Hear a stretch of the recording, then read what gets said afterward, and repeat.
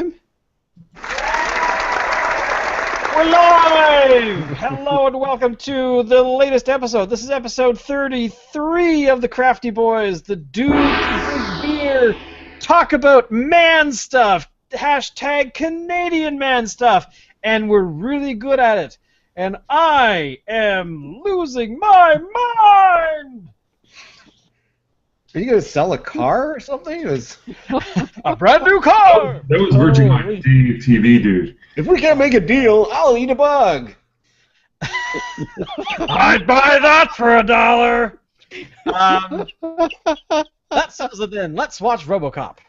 So here's what we do on this podcast. Of all you zero listeners, at least right now, I know that we have some somewhere. We don't know who you are because we just do this for fun. Who the hell cares? So we're pretty awesome. We know you guys are pretty awesome. So we ask you to tell us what kind of craft beer we should drink. So if you ever want to let us know, hit us up on the Twitters at twitter.com/thecraftyboys. Let us know if you have any ideas for beer that we should be drinking, and we will drink it. I think that kind of sums it up. Yeah, I think so. Good job. I am Shane. I'm in Vancouver. Who is just west of me? That's got to be me. No? That's you. That's right. We don't know our geography. We've been drinking too much beer. So yes, that's Locke. He's pretty awesome. Introduce yourself, sir. Here drinking beer. Nice, nice. Who's in the Comox Valley? That would be me. And who are you? I would be Dave. Nice. And of course in Victoria, British Columbia, representing the farthest west, I think. The deepest it's south. It's Alan. Alan Ford. Alan Ford. And I like beer. Nice. I hope you do too. I do as Otherwise, well. why would you be watching this if you don't like beer? If you don't like beer, then just change the channel. Actually, I got to start off with something really quick here that I only learned today because I feel really dumb about this. But You don't know how to use toilet paper, do you? And you just figured it out. Oh my God, is that what that's for? I use the 3 shells. No, I learned something really horrible today, and I have never known this. I don't know why. I have never stumbled across it in my entire life, but I feel about this intelligent that I learned today that the song that I always enjoyed in the 80s called Come On Feel the Noise was actually a song from the 70s by a band named Slade. Now, this is the stupid thing. I have listened to Slade before. The Slade band is pretty cool. They originated the song in the 70s. And I don't know why I didn't know this. Did any of you guys not know this? You didn't know that? I was only ever familiar with the Quiet Riot version. Yeah, same here. This is. I'm just learning this for the first time now. I always thought that was like Quiet Riot's domain, Quiet Riot's domain. No, it's the Quiet Riot version is a stupid cover. I don't understand why I didn't know this because I love that song because it's ridiculous and silly, and today Maybe because it doesn't matter. It doesn't matter, but the thing is, it's important to me. No, but seriously.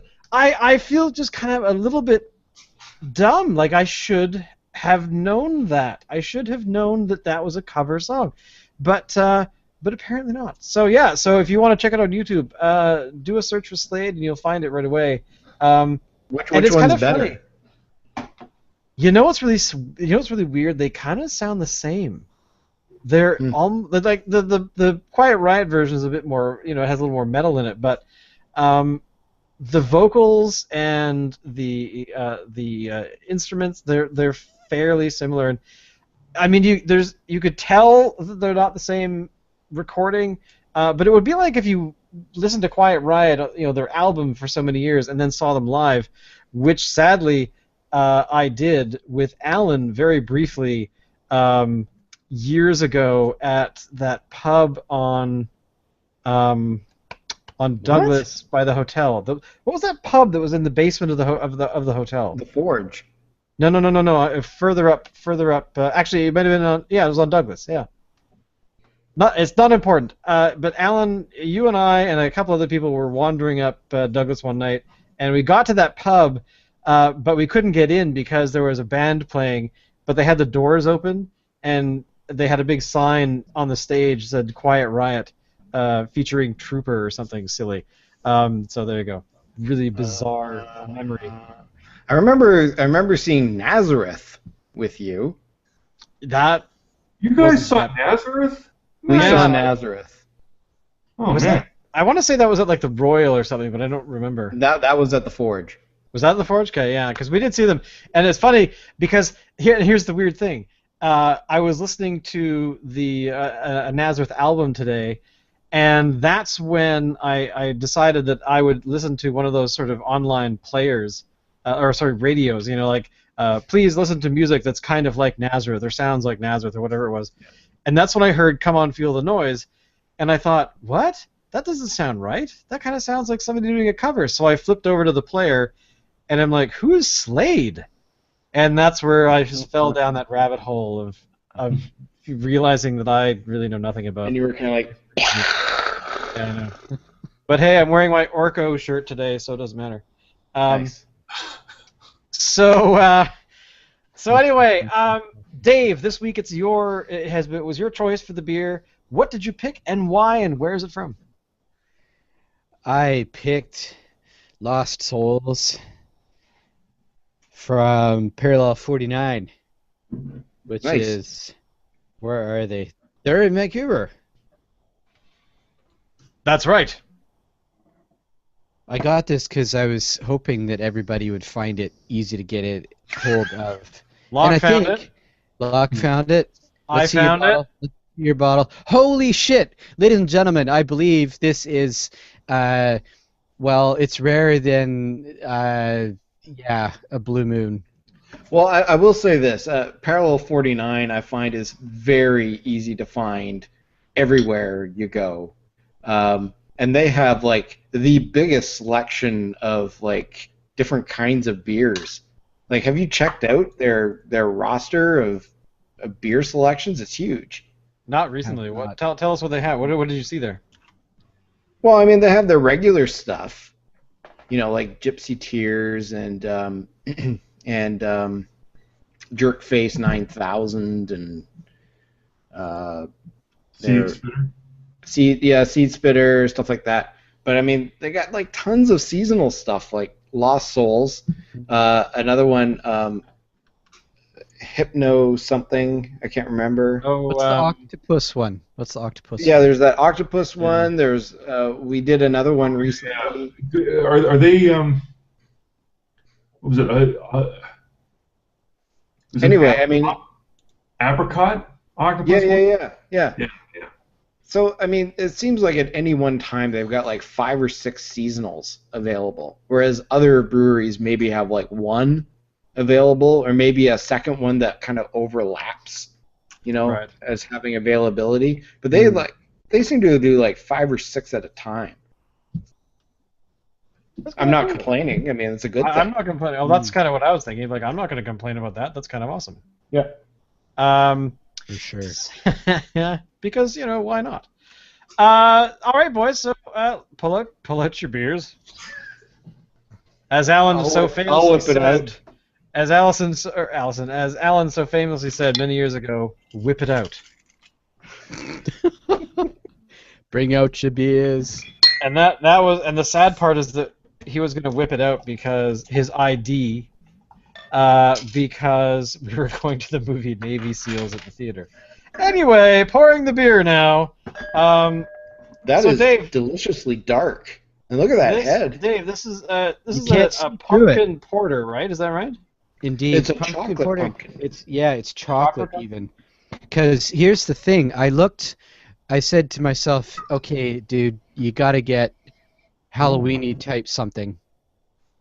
I think that's not a terrible choice because we should do that for the entire month if we can. Which I that don't sounds think would be good to me. difficult.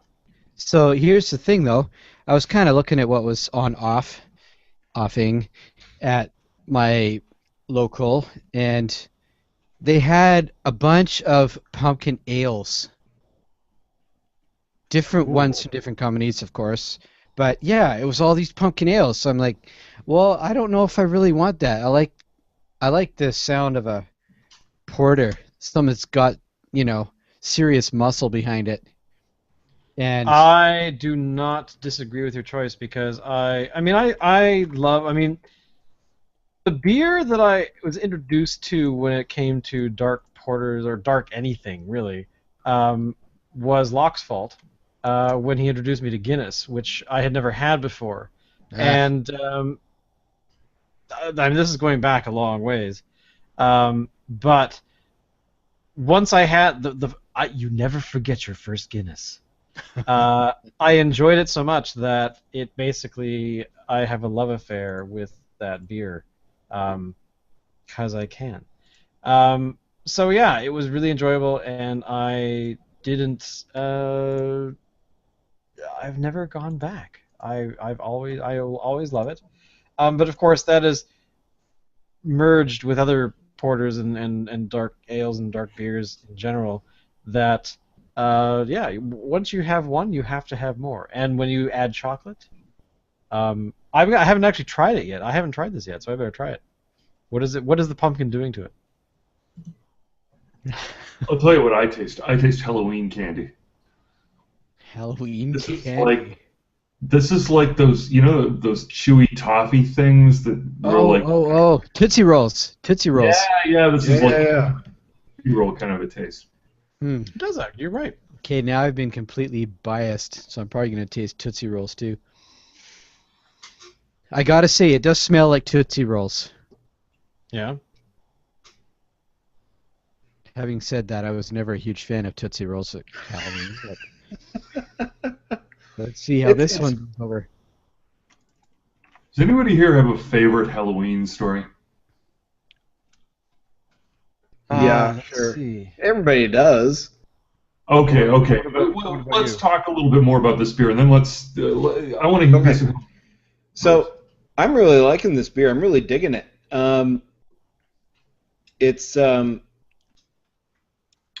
It's sweet, but not overpowering. Yeah. It's caramel. Mm-hmm. It's got a little bit of a deeper tang to it, though, and I don't know what that is. And it's sort of like it's almost licoricey when it gets there. Yeah. Not quite licorice, Sure. Yep. I couldn't drink like a lot of these. Like I couldn't have 3 mugfuls of it. I think it's too heavy for that. But I think I could. Would I regret it? I think you might regret it. I'm just gonna say yes. But it's a really good beer to have. If you're gonna have one, on an evening or something. Yeah. Yeah, this is a good candidate. I really like it. I'm a fan. I'm a fan. This is the one you sit around and solve the world's problems with. It's a good fall beer. Sorry, I'm back. I just thought of the solving the world's problems, because that's definitely has happened to me many, many a time. I'm sorry. So thumbs up to Parallel 49 once again for Lost Souls. And I have to say, Parallel 49 is one of my favorite breweries in BC.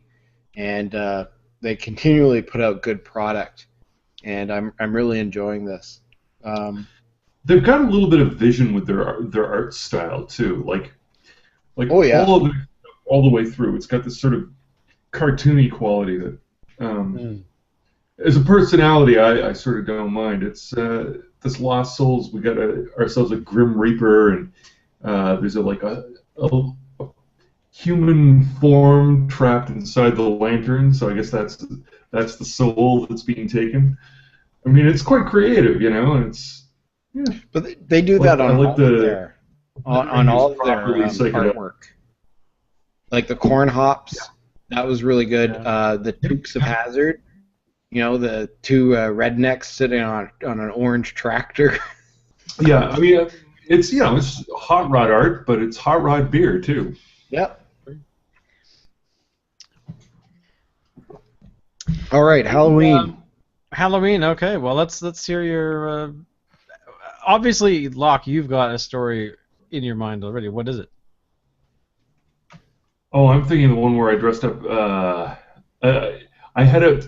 Don't ask me how, but for some reason I inherited a red Cardinals robe at some point in late university. I don't know why I ended up with that thing, but for whatever reason, in late university, I owned a red Cardinals robe, and so I decided I would do myself up as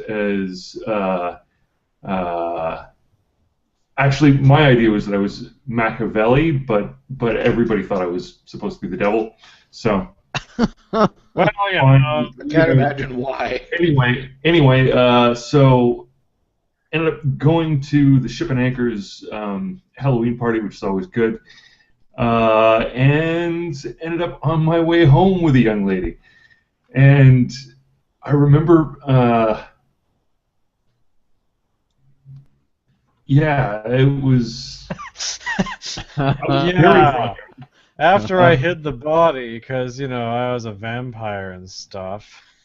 Anyway, it was a good evening. But yeah, no, that was just one of my favorites. I can Alan, imagine. have you got any story? Yeah. Well, I've got a couple, but one that really sticks out to me was this one year when I wanted to be the Incredible Hulk. It was How old were you? I don't know, like maybe 7 or something. It was right around the time when like the Bill Bixby series was on TV and and Lou Ferrigno and all that. So that's why I wanted to be. But of course, Halloween here takes place on a cold autumn night. So I had my whole getup and everything, with the green makeup everywhere. And my mom makes me put on my pants and my coat. Alan, you can't go outside without any pants again. Please put your pants I had to wear like a bright orange coat so that I'd be visible. And then to boot, it rained, so all of my makeup washed off my face and down the front of my coat. So, that sucks. so I didn't really have a costume on at all. I was just a kid wearing pants and a bright orange jacket with green stuff smeared down the front of it. Oh, dude. And that's the Halloween that really sticks out to me. Wow. There was another year when I remember I was C-3PO, and I don't know if you remember that these Halloween costumes you could buy from like Woolco or Zellers or whatever, and it was just a vinyl smock with a plastic mask, and so one year we cheaped out and we got one of those things, and that was C-3PO, and it broke within like 5 minutes. The vinyl tore, the string around the mask broke. Yeah. By the time my Halloween adventure was over, I was completely nude. The string broke, and my jacket melted because of the paint off my face, and then suddenly my pants just ripped right off, and my mom said I should have gone out with better pants, but I didn't, so... I'm just picturing you being totally naked by the time you get home, but just this. You know what I would still like to be for Halloween one year? I want to be Ed 209. That would be a good costume. You know what? I've seen people do stuff like that though, with the crazy like bird legs. You can get stilts that are all like engineered so that it's like adding on Ed 209 legs. You know what I mean? Where it's like. You know what I'm talking about? The thing about being Ed 209 is that you'd be awfully big and cumbersome, and if you're walking down the street, you're probably going to get hit by a car. Right? There's a strong argument for that point of view. I think it would be more the sort of thing you would do at a specialized sort of like it would be at a Halloween event where there was prize money at stake. That's how you would do that costume. You couldn't really sit down either. What? You couldn't Yeah. really sit down in it. Hey, look, you go. You. And going to the bathroom might be kind of hard. Or it could be incredibly easy. Wear a diaper and you're good to go. Um, I'm trying to envision this Ed 209. I've never actually seen it. RoboCop. here's- Have you seen RoboCop? I've seen RoboCop. Yeah, well, Yeah. Ed 209 is a bad robot cop. yeah. The big thing is like, drop your weapon. You have It looks 15 like- seconds to comply. It looks like a giant chicken. I suppose. Not the but kind of what is guns you want to get Giant involved with. robotic chicken. Understand? Holy. A robotic chicken. A robotic chicken with big, massive guns. It shoots and then asks questions A later. well-armed robotic chicken. Anyway, I can't Well-armed even robotic somebody chicken. would carry that one off. Holy speaking, cow. speaking of cops, this is another good Halloween story. There was a particularly good Halloween party held by this dude in Calgary. Mike. Mike's place was infamous.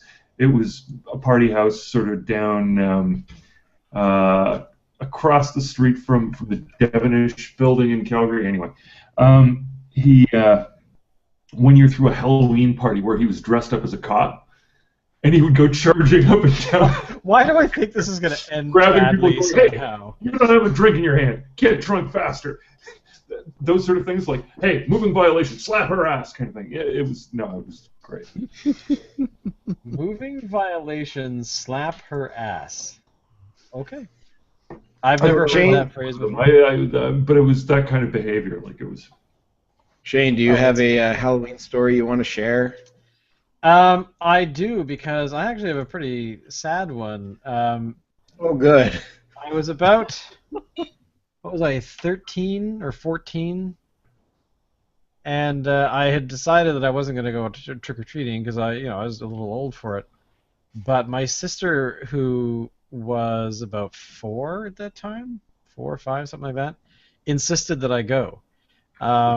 So I threw together some costume and called it a hobo, and so I bounced around with her, and just kind of hanging back. But then she wanted me to go to the door as well, because why was I trick or treating without getting candy? I'm like, okay, fine.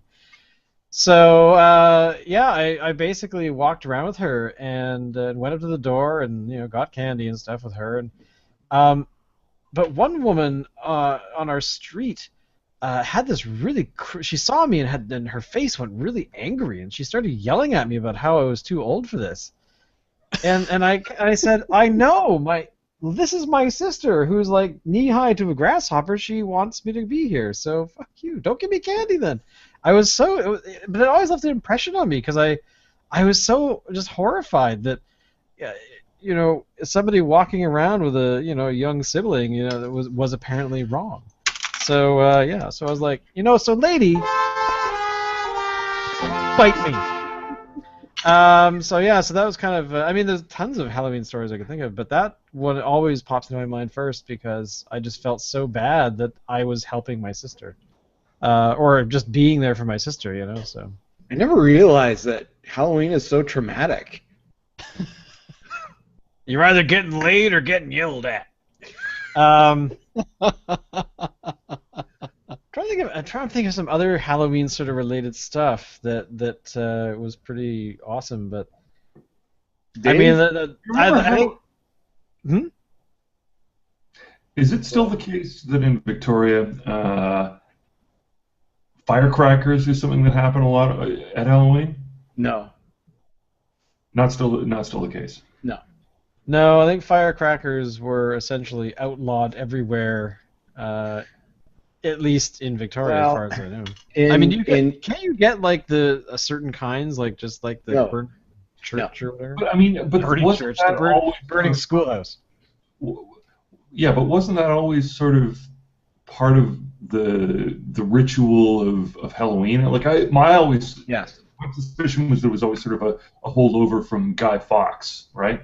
But in Victoria there was the Halloween you did fireworks. Not in necessarily other cities I've lived, but in Victoria Halloween was a fireworks event, Yes, right? absolutely. In fact, thank you for bringing that up because that is actually a really happy memory for me for Halloween was doing fireworks in our backyard, and like all the neighborhood kids would come over and watch, and you know we did like I don't know like 20 minutes to half an hour worth of fireworks after the trick or treating was done, and it was a lot of fun.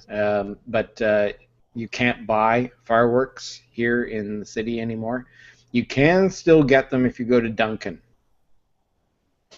So you can Seriously? go to Duncan and you could bring them back into town, but the police are very wary, and so are the residents.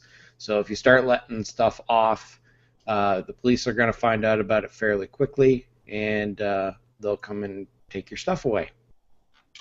There was a What? practice though too when we were kids, though, wasn't there, of going downtown and buying illicit firecrackers like thunder bombs and cherry bombs and stuff? Sure. In Chinatown. Yeah, yeah. Do you guys have any good firecracker stories? Like, were you? I mean, I'm assuming Okay. it's So I got into this thing with a friend of mine one time where we were compressing screechers. Oh, So the idea was is that you compress it part way, and what it does is it takes off, and it goes like a ways away, and then it explodes. So we came up with this brilliant idea to take 2x4s, and that we would drill a hole down the length of the 2x4, and we put handles on it. We painted them, made them look like rifles and everything like that. And what we would do is we would partially compress the screecher, shove it down the hole, or light it, and then we'd shove it down the hole, and then we'd shoot it out where it would go, and then it would blow up. So anyway, so this was our great idea. Then we discovered a new way to compress screechers. Previously, what we would do is we take the screecher and we would like stomp on it, half of it, and that would compress half of it. Or if you just wanted a big boom, you just stomp on the whole thing. So, but we came up with this better idea. What you could do is you could take the wick out of the end, put packing tape or duct tape or something on either end, and then poke a hole right in the middle and put in the wick right there. And that made a huge boom. What we forgot to do, I don't know if we really forgot, but what we did is we took one of those screechers, not remembering that it doesn't go for a little ways, it just blows up. And we shoved it down our gun, lit it, and my friend was holding his 2x4. I mean, this is a big thing. I mean, it was like about that big. If anybody can see it. Quite large. And he's got this compressed creature down there. The fuse is going, and all of a sudden it just goes boom, and the 2x4 just shatters in his hand. Oh. I mean, nobody got hurt or anything, but I could have. But yeah, that was fun. I guess I wasn't holding it. you're gooder. Oh, man. So you packing tape and then sorry, how did you get the fuse in again? Okay. So the screecher is like a tube. It's about that long, and it's got a fuse in one end. All you do, the fuse just pulls out. It's not attached to anything, so you can just pull it right out. And you use like duct tape or packing tape or something to tape up both sides, both ends of the screecher, and you just close up that tape tightly. And then you use a nail or a screw or something to make a hole in the middle of the screecher tube. Right. Okay. And put the fuse in there, and then light it and run away. Okay, nice. All right. Yeah, I did one of those, and I tied it to a G.I. Joe. I don't have the G.I. Joe anymore. The G.I. Joe is part of the Earth. Just picturing that now. That would be just so horrible. It was who is the GI Joe, the sailor guy with the blue? Well, he wasn't a sailor guy, but Gung Ho. For some reason, my brain is like, it's called Sea Spud, but that's not it. He was called. He was like. It was Gung Ho. Was that Gung Ho? Gung Ho. Gung Yeah, Ho Gung Ho. was the sailor? Wow. No, I don't know if he was a sailor. He had a tattoo on his chest. Don't all sailors have tattoos on their chest? Sure. I don't know what Gung Ho was supposed to be, but yeah, he was sailorish. You're right. And with that mustache, he kind of looked like a bit of a homosexual too. Because all sailors are homosexual. Is that what you're trying to say, Alan? Yeah. Oh, no, I'm just saying. I mean, there's nothing wrong with that. Like, but seriously, if you cast around, like a cross section of military uniforms across the planet, Gung Ho's is one that you will find does not come up a lot. Da da da da da da da da da. But at the same time, I think there's one of the things I miss Gaddafi for is, it is being like there's a genuine shortage within the world's military of sleekly dressed, body over the. I'm still back on what we miss Gaddafi for.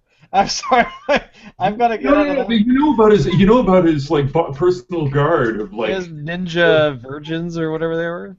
Chicks or whatever. Like, no, I mean, seriously. What? In terms of world. You ever heard about Gaddafi's ninja chicks? No. Or like, Navy SEALs, but all chick kind of teams, like, but with that special body armor that shows a little bit of undercleavage. Really? I really have to Google that.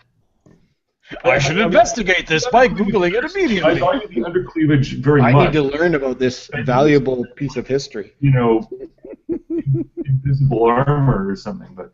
I'm kind of wondering what happened to his ninja chicks after the overthrow of the country. Well, they're probably a lot older now. They went underground. Like their under parts are probably like down to like their belt line or something. I don't know. Their under parts? Well, I don't know. Whatever. So speaking of, do you have underparts? Speaking of underparts. Yes. Let us quickly change the subject to underparts. Or What to a something segue. else. Interestingly, in the news today, Princess Leia's gold bikini, the very one that she wore in Return of the Jedi, has sold. Can anybody guess how much it sold for? Take a wild guess.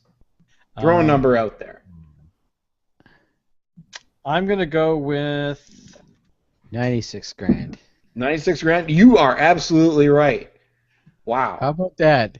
Yeah. How about I that? didn't How know did you what come it up was. with that entirely all the way on your lonesome? I had no It's idea. not like we talked about it before we went live.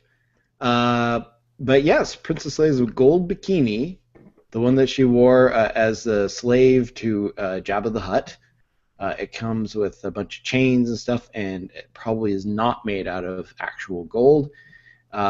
Sold for 96 grand. To whom? Nobody knows. Mystery bidder? An anonymous bidder. I mean, would you want to be the guy that, it's like, is known to have purchased that? Like, he's probably gonna make his wife wear it. And... If any Is that hygienic? 96 grand on hand and it didn't need to be somewhere else, would you buy that? Bloody right, I would. I might do. If I had Okay. that kind of money. Why? Because it's Princess Leia's gold bikini. It's the costume made of styrofoam worn by Carrie Fisher when she was playing Princess Leia, though, right? Yeah. I don't know if Okay, it's made all of right. foam. Are you telling me that Star Wars is not reality?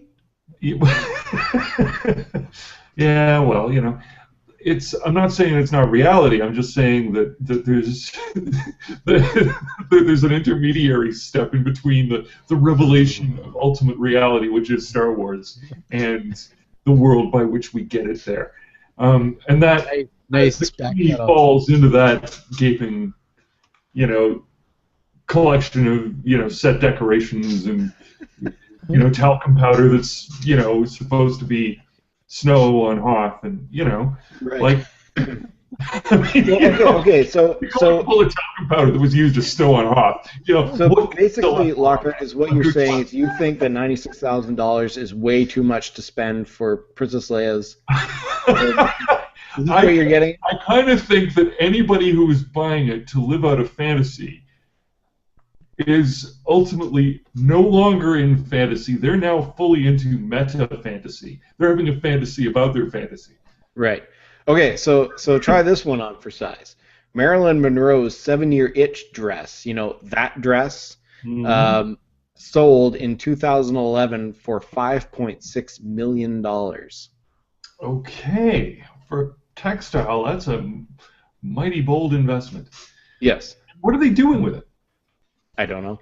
I don't know if we want to wearing know. it. What else would they do with it? There's some dude sitting in his basement right now going, I guess It could be in a museum somewhere, like a private museum. And people Almost. charge they charge admission for people to come in and see it. As a deep investment, I understand, and that would probably be a fair expression of its value from that point of view. Assuming you've got another collection besides just Marilyn Monroe's thing, if you've got a whole bunch of stuff, now you can call yourself the Museum of Hollywood and open up your exhibit, and one of them is this dress which, beyond a shadow of a doubt, relieves the punter of any, concern that maybe they're being taken for a ride by this is the Hollywood Museum thing, right? Mm-hmm. So, although, Lockhart. granted, if you had that amount of money sitting around doing nothing and you were a hardcore collector, I don't think anybody.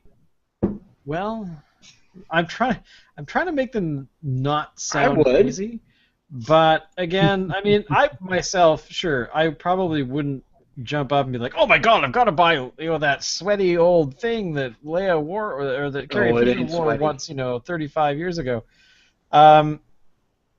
But again, if I was sitting around with $100,000 sitting in my pocket and I could spend it on anything and I wouldn't bat an eye, and somebody said, "Hey, you can have Luke's saber, the original one, if you want that." Now, I would be like, "How much? $100,000?" Yeah. I don't know. There's just some things, some items that you that mean something, that have some sort of importance to, at least to me. Like, if they have an importance to anybody else, probably not. Like Zuckerberg. Yeah, exactly. Luke's lightsaber, just for interest's sake, sold in 2008 for $240,000.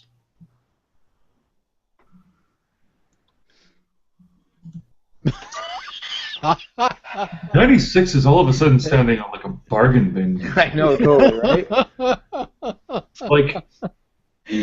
Oh.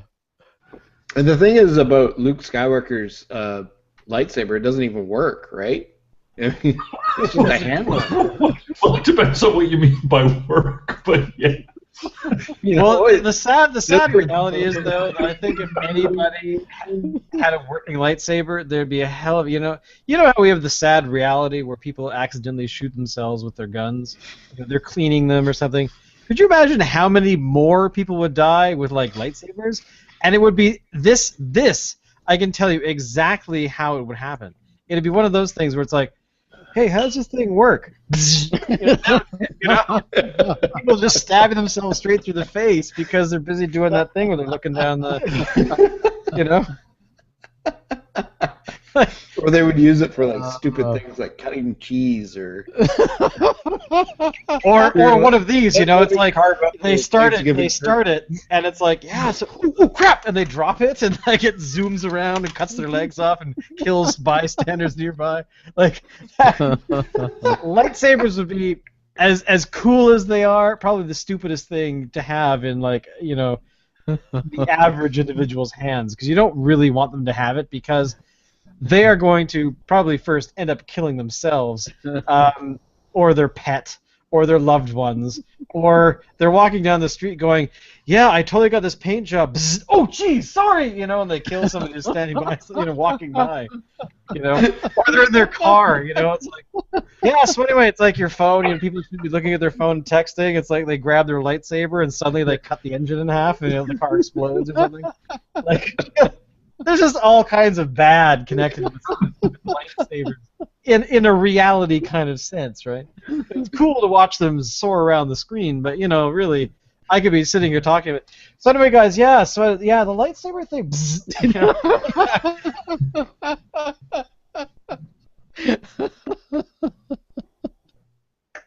Yeah, I don't think anyone should have a lightsaber unless they're a trained Jedi Knight.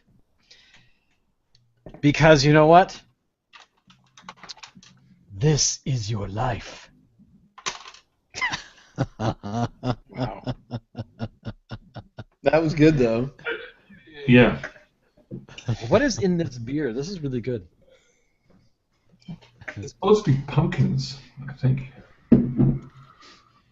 I don't know. Would you guys spend money on an? Okay, well, let me preface this because it is October of 2015.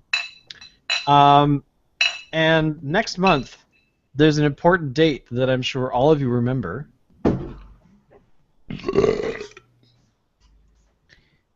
I'm waiting for the answer. Oh, October 21st, 2015. Exactly. So, this month. This month is the month that Marty McFly went forward in time to the year 2015. And Back to the Future 2. In Back to the Future 2. And speaking of ridiculous things, there's a documentary coming out this month on the 16th about Back to the Future. It's a new documentary. It's been made over the past couple of years, I gather, and there's a whole bunch of new stuff about Back to the Future. But one of the things is the people that drive a restored DeLorean. So I gather, now I haven't seen the documentary, so I could be making this all up, but apparently, from what I can tell from reading the little bits of information about it, is that there's a couple that found somewhere one of the DeLoreans, or a DeLorean that was partly done up to look like the DeLorean from Back to the Future, and it was, I don't know if it was a movie prop, I'll have to go see it, but they restored it, and they now basically drive around working for the Michael J. Fox Foundation, educating people about MS and Parkinson's and all kinds of things. And they drive around in this DeLorean, which has been restored now to, you know, what it looked like in the film. So that's cool. Would you guys, now this is the question, would you guys, if, now not just the DeLorean, that is just timely, if you had the ability, the money, and let's pretend that money was no object, to restore something from a film that you enjoyed, would you do it? I mean, it's kind of like, would you buy Princess Leia's thing? But this is something where you actually have to put time into it. So it's not just going to say, you know, Christie's auction house and going, oh, look, there's the costume from insert film or TV or whatever it is. I'll buy that. No, this is something you actually have to take home and go, damn, it's not looking very good, so I totally have to repair this thing and make it back to what it was. Would you do it? Is there anything you guys can think of that would fit that sort of character, that sort of that void there? Oh yeah. If I came across one of the original General Lee props from the Dukes of Hazzard and it needed to be restored, I'd be all up in that. You've probably been beaten to the punch on that one, my friend. Oh yeah, it would never happen. But if for whatever reason it did, but if it needed to be restored, I wouldn't pay a lot for it. Like I'd probably put in maybe 15 grand to purchase the vehicle at most, because restoring it would probably be another 20. So by the end, you're in it for $35,000, which is fairly good for a '69 Dodge Charger RT. Rock? Let's The just pretend for a second that there is something out there, No, no, no, no, no, no. Now, when you say restore, It I don't could know be how. a let's actually broaden it. So I mean I'm thinking of a car, but let's just say any prop, anything. Like it could be a small thing, it could be a large thing, but let's say for the sake of argument that some work would have to be done in order to fix it, to restore it. What I'm going to say is that it sort of depends on the nature of the damage in this case, because like it's all very well to say, oh sure, restore anything, but there'd have to be an opportunity. Like if I were to do it, I would be looking for something that looks like it's got the longevity that a restoration is a sensible project, right? Well, let's also But wooden pretend that boats, the wooden value boats. increases and you get some sort of reward out of it Hold at the on, end. hold on, Shane. Wooden boats used in films, like especially pirate movies, Okay. replicas of older wooden vessels. Yeah, something in good condition that was properly executed. That's got the characteristics of a proper sort of 17th, 18th century replica, right? Something like that. Yeah, I'd restore it totally. Like the Goonies. I don't know what vessel that was actually. I have no No, idea. I don't know either, but it's like it's It wooden. was a vessel Okay, called the Inferno that was built for the film and was destroyed afterwards because the production company couldn't find anyone to sell it to. Yeah, you Which see, really there's sucks because yeah, there you apparently it go, was a real right boat. there, right? Yeah, isn't it? Well, if let's pretend for the sake of argument, if you did find that thing, that would be actually one of the cool things because supposedly it was a real boat. It was not just a prop piece. It was actually they did it from the ground up kind of thing. Hey, if that Where I gather with a little bit of work, it could have been seaworthy. So here's the thing. What dumbass did that when all they had to do was put it in put it in storage for X amount of time. Now that's some storage space, but you can put that out in the country. You do that, wait for a couple of decades. How many people and what kind of money would they pay to see the boat in Goonies? I Yeah. know totally. Yeah. That Think would have about been that. Okay, here's just a follow-up question. If you could restore it, would you keep One-Eyed Willie on it? duh, as well as Look, R2D. assuming that you're making money on ticket sales to people who want to be on that boat because of the Goonies movie, of course One-Eyed Willie would be on it. Completely. Actually, if it were me, I would set it up so that it's sort of like an interactive experience whereby you go on a water slide in order to get to it, kind of thing. But There's a water slide, and there is a chance of death while you're on the boat. Wouldn't that be kind of cool? Dave. Yeah, and of course the tour guide would be a 7-foot tall mutant. Sweet. Hey, you guys! Sorry, Dave, it's your turn. Alan was mentioning that a minute ago. I was thinking of a couple of angles. Actually, one is kind of not even legitimate. Because first thing that came to mind was I'd build the fucking Millennium Falcon, dude. But that's not restoration either. That's like full-on construction. But I think I would want to do that. But if we're talking about restoration, I think what I would want to do is get the guitar that Ralph Macchio used in Crossroads. You know, it's really sad. Yeah. I haven't seen Crossroads. I'm guessing it was a telly, but I don't remember. It's been forever since I've seen it. Locke, do you remember? Oh yeah, yeah. It's got Steve Vai in it. Plays the devil. Damn straight.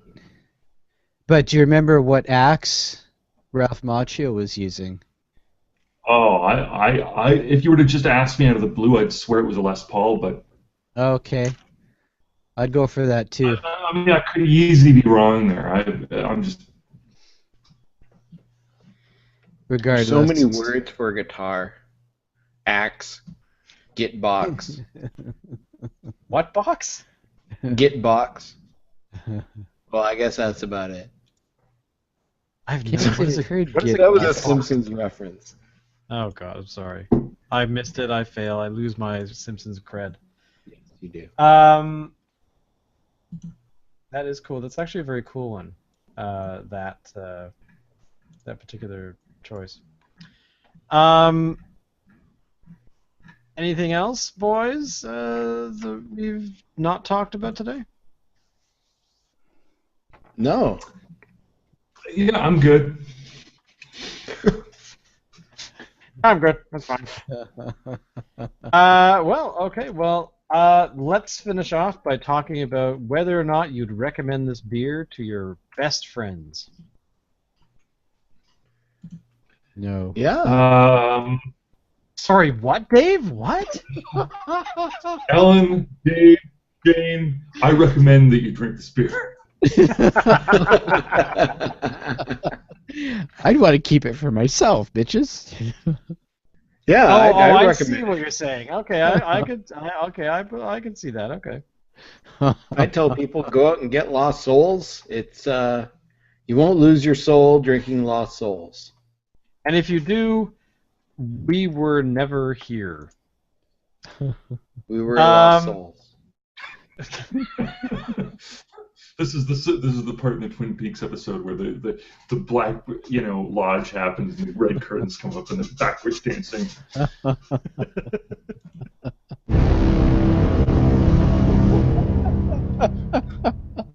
Yeah.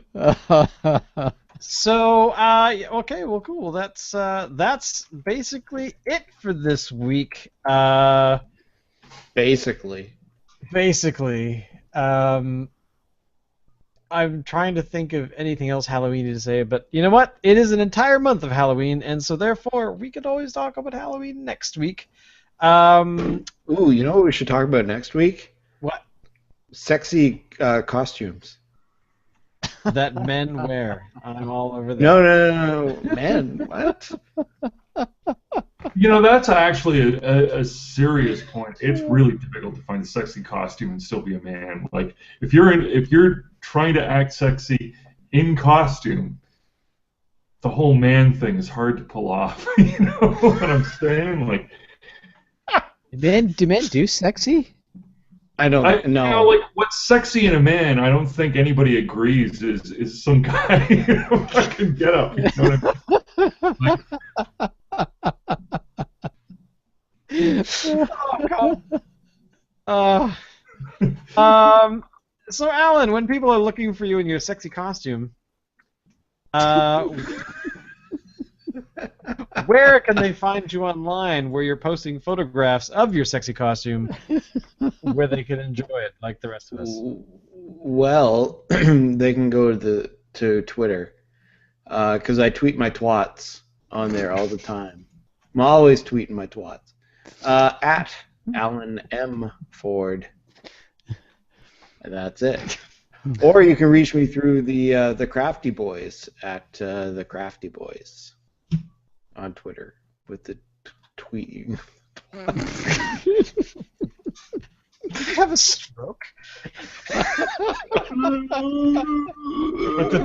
Tweeting. Start drooling. I smell burnt toast. What about you, Dave? Holding up the Comox Valley, defending it from all senses of evil, all people that are evil or something. I don't know what the hell I'm talking about. Which has two breweries in it, I might add.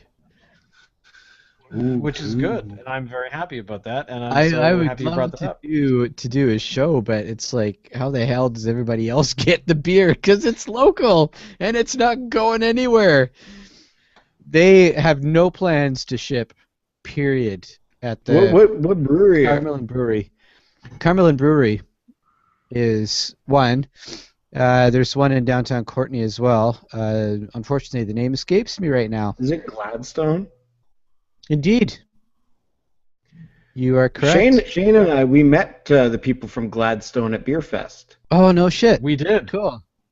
but we're not going to tell him about it because he wussed out.